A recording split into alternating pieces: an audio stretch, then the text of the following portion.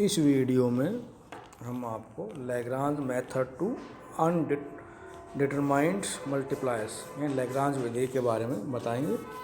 ये विधि जो है तीन वेरिएबल का कोई फंक्शन हो उसका वो मिनिमम है या मैक्सिमम है उसकी वैल्यू वो ज्ञात करने के लिए इसका यूज किया जाता है।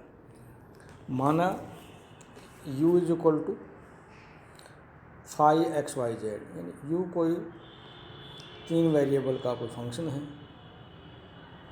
इससे को सपोर्ट जो रिलेटेड फंक्शन है वो g वो भी थ्री वेरिएबल का है, xyz का है।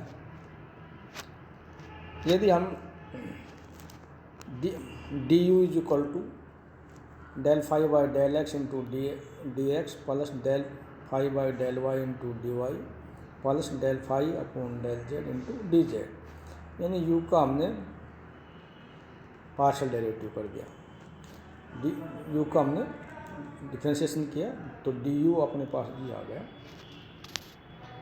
इसी तरह g का किया del g by del x into dx del g by del y into dy plus del g upon del z into dz is equal to 0। Lambda कोई आर्बिट्रेरी फंक्शन है, इससे गुणा करके हम कोई कांस्टेंट लैम्डा इससे गुणा करके इसको जोड़ेंगे, ठीक है।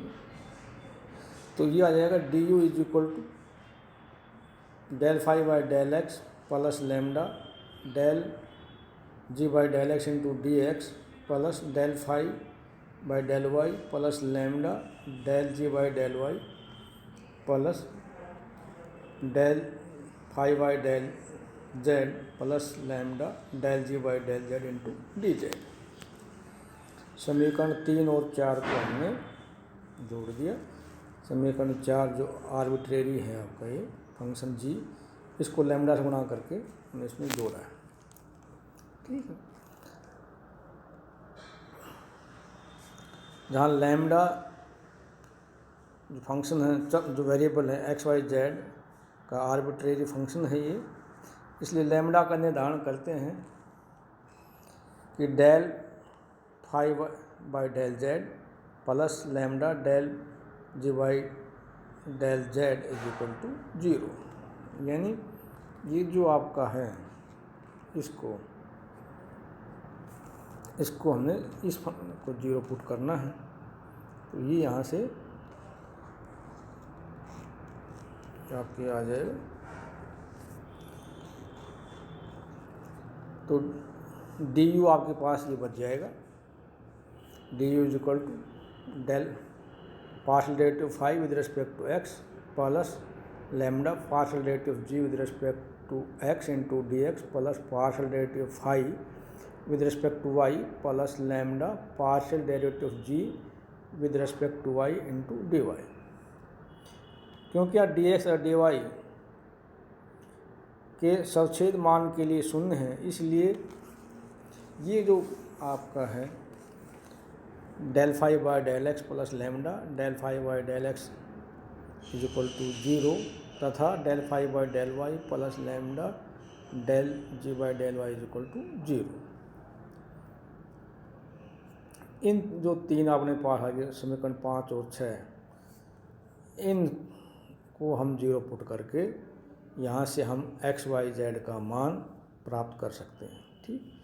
और इन मानों को प्राप्त करके इसका u में रखेंगे तो u की वैल्यू आपको ज्ञात हो जाएगी। अब इससे जो आपका ये फंक्शन कैसे पता लगेगा कि ये मैक्सिमम है या मिनिमम, तो इसमें हम z को फंक्शन मान लेते हैं x और y का। तो फिर ये जो आपका ये जो सॉल्यूशन जो होंगे थर्ड वेरिएबल वाले का, ये टू वेरिएबल में चेंज हो जाएगा, क्योंकि z भी हमने किसका फंक्शन मान लिया, x और y का। वहाँ से फिर हम उसी तरह r s और t यानी डबल डेरिवेटिव जो है ना u के del two u by del x square del two u by del y square del two u del x del y का मान याद करके